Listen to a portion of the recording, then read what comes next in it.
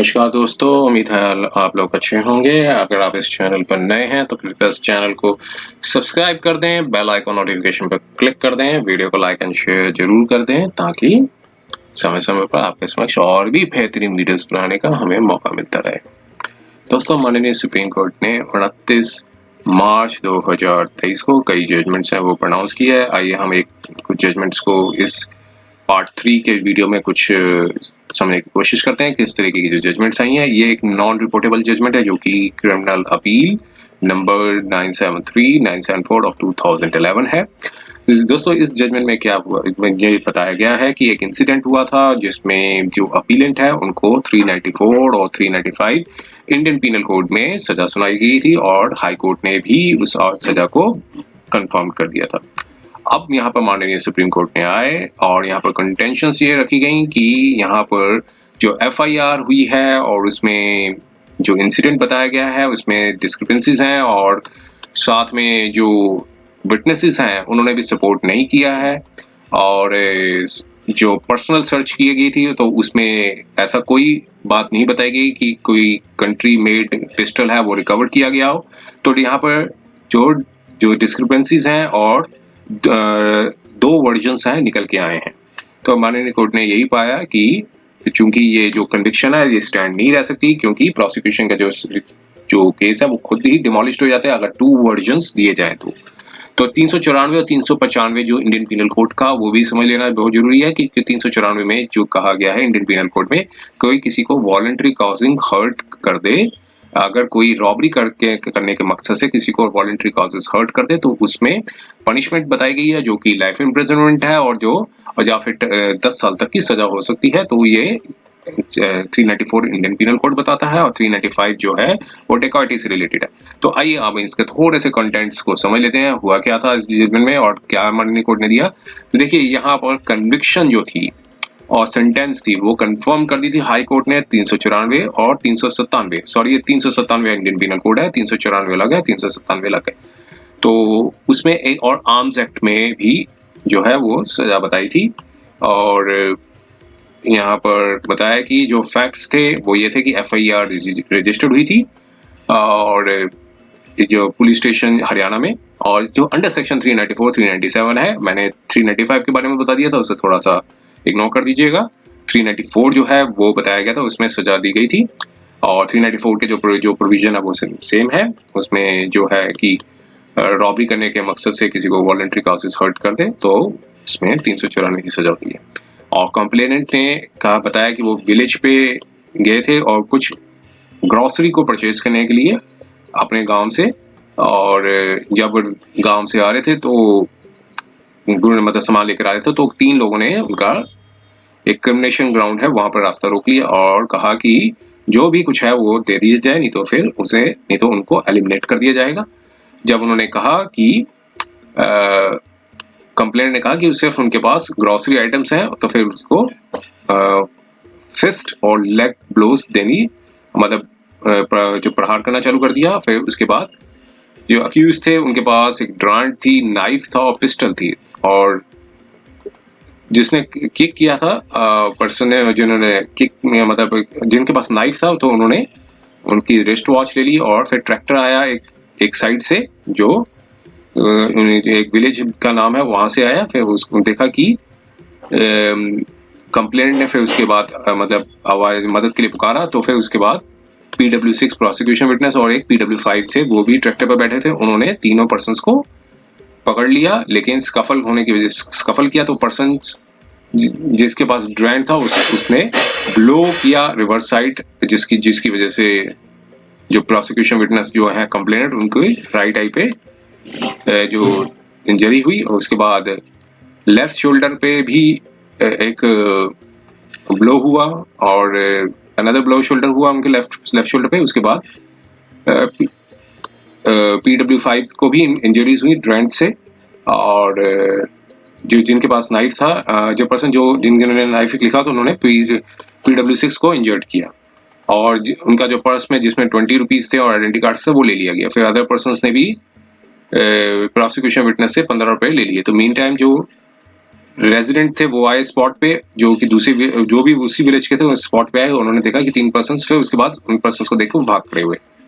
और लेकिन जिसके पास नाइफ था वो पकड़े गए, और फिर उन्होंने जिन जिन लोगों के नाम थे वो बताया, फिर सारे एक्यूज्ड पर्सन के जो जो नाम थे वो बताए, और फिर उसके डार्कनेस देने के बाद वो भी भाग गए स्पॉट से, और फिर उसके बेसिस पे FIR, जिसको पकड़ा गया था वो भी भाग गया, उसके बेसिस पे FIR रजिस्टर्ड हुई। अक्यूज्ड को अप्रेहेंड किया गया 1994 में, और रिकवरीज हुई। एक कंट्री मेड पिस्टल थी 0.12 बोर की रिकवर्ड हुई अपीलेंट से, जिसकी बेसिस से FIR थी वो रजिस्टर्ड हुई under section 25 of arms act. Prosecution ने 8 विटनेस लाए सपोर्ट में, ट्रायल हुआ, एडिशनल सेशन जज ने कन्विक्ट कर दिया तीनों को, और 394 397 में, और इम्प्रिजनमेंट दे दी, 7 साल की सजा दे दी, और फाइन दे दिया 2000 का। Default of payment of fine 123.4 जो है पौने 2 साल की सजा का बताया फिर उन्हें। और FIR में भी जो आर्म्स एक्ट थी उसमें भी इम्प्रिजनमेंट दे दी 3 साल की, और फाइन 500। कॉमन जजमेंट को चैलेंज किया गया ट्रायल कोर्ट में, और केसेस जो है हाई कोर्ट ने भी कंफर्म कर दी। आर्ग्यूमेंट ये रखा गया आप कोर्ट में कि जो प्रोसिक्यूशन की जो स्टोरी थी वो कॉन्कोर्टेड थी, कोई ऐसा इंसिडेंट हुआ ही नहीं था। अपीलेंट ने चूंकि ये कहा गया कि अपीलेंट पिस्टल लेकर आ रहे थे, लेकिन कहीं भी कंप्लेंट और एविडेंस जो रिकॉर्ड में लाए गए वो कभी भी ये नहीं बताया गया, कभी यूज नहीं किया गया उसमें। और रिकवरी जो है वो एक सेल्फ डाउटफुल है, क्योंकि जो मेमो ऑफ पर्सनल सर्च था वो अरेस्ट ऑफ द अपीलेंट के बाद, अरेस्ट होने के बाद ये बताया गया कि कुछ भी बरामद नहीं हुआ है। और रिकवरी जो मेमो थी वो मेंशन किया गया था इन्वेस्टिगेशन में, और अपीलेंट को अरेस्ट किया गया था, और टाइम जब अरेस्ट किया गया तो पर्सनल सर्च भी कैरी आउट हुई थी। तो फिर बताया गया कि लेफ्ट पॉकेट ऑफ पजामा से एक कंट्री मेड पिस्टल जो 12.12 बोर की थी राइट पॉकेट से, और 3 लाइव जिंदा कारतूस है वो रिकवर हुए। और फिर उसके बाद मेमो ऑफ पर्सनल सर्च हुआ, उसके बाद जो कि एक कॉन्ट्रेरी था मेमो ऑफ पर्सनल सर्च के। और रिकवरी भी एक तरह की डाउटफुल थी, क्योंकि FIR में कई एलिगेशन नहीं थी कि पर्स जो है वो अपीलेंट द्वारा लिया गया है।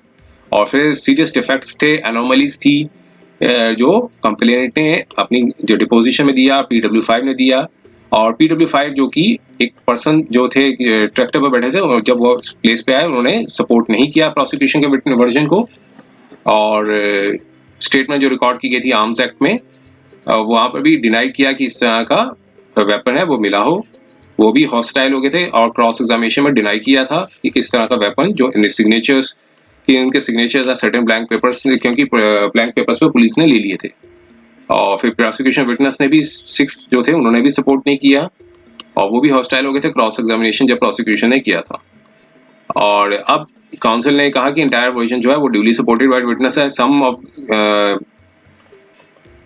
क्योंकि कुछ लोग हॉस्टाइल हो गए तो वो डिमोलिश नहीं कर देते हैं प्रोसिक्यूशन के विटनेस का। तो अब दोनों पार्टीज को सुनने के बाद केस 394 और 397 का बनाया गया। इंसिडेंट जो बताया गया 8 बजे हुआ था। अपीलेंट ने एज पर द अपीलेंट जो कंप्लेंट जो वर्जन ऑफ कंप्लेंट ये था कि जो अपीलेंट पिस्टल लेके जा रहे थे, लेकिन रिकॉर्ड में कहीं नहीं निकल के आया कि उनके पास पिस्टल जो है स्टेटमेंट जब विटनेस की स्टेटमेंट में ये बताया कि उनके पास पिस्टल थी। और मेडिकल रिपोर्ट में भी बताया गया कि कभी पिस्टल कभी यूज हुई हो। और जो रिकवरी जो की गई है पिस्टल की वो भी डाउटफुल है। जो मेमो प्रिपेयर किया गया था टाइम ऑफ पर्सनल सर्च, तो ये बताया गया कि कुछ भी बरामद नहीं हुआ है। लेकिन जो मेमो पोजेशन थी रिगार्डिंग द पिस्टल, यहाँ पर बताया गया कि इन्वेस्टिगेशन के दौरान बताया गया कि अपीलेंट अरेस्ट किया गया और पर्सनल सर्च अरेस्ट हुई, तो फिर left side of pocket of pyjama से जो पिस्टल बरामद हुई। तो यहाँ पे कोर्ट ने कहा कि इट्स स्ट्रेंज टू नोट कि अपीलेंट जो है अभी तक पिस्टल जो है पॉकेट में इंसिडेंट के बाद अभी तक अपने पास रखे हुए थे, और जब उनको अरेस्ट किया गया। और दो वर्जन जो हैं कि मेमो ऑफ पर्सनल सर्च और memo of possession of the country made pistol जो है, एक तो मेमो ऑफ पर्सनल सर्च का हो गया, एक memo of personal possession of country made pistol है, वो डिमोलिश करते हैं केस को, प्रोसिक्यूशन को। और जो विटनेस थे PW5 और PW6 जो कि कंप्लेनेंट द्वारा बताए गए थे कि वो ट्रैक्टर पे आए थे, उन्होंने भी प्रोसिक्यूशन के वर्जन को सपोर्ट नहीं किया। और प्रोसिक्यूशन ने स्टेटमेंट दी कि जो एक दूसरे व्यक्ति का नाम बताया कि जिन्होंने पर्स स्नैच किया था जिसमें 15 रुपए थे, और PW6 ने हॉस्टाइल किया, कोई एलिगेशंस नहीं दी बताई गई अपीलेंट के, तो presence of appellant crime scene पे वो एक डाउटफुल ट्रेट होता है। और यहाँ पर इम्प्रूवमेंट हो गई है स्टेटमेंट PW4 की कंप्लेंट की, जो कि प्रोसिक्यूशन का जो केस है वो डाउटफुल होता है। FIR में बताया कि 2 पर्सन्स थे ट्रैक्टर पे जिनके नाम बताया, लेकिन स्टेटमेंट जो कोर्ट में दी गई तो उसने कहा कि एक चाइल्ड था जो ड्राइविंग कर रहा था ट्रैक्टर को, और 2 पर्सन्स थे वो बैठे हुए थे। तो तीनों के तीनों आए थे हेल्प के लिए।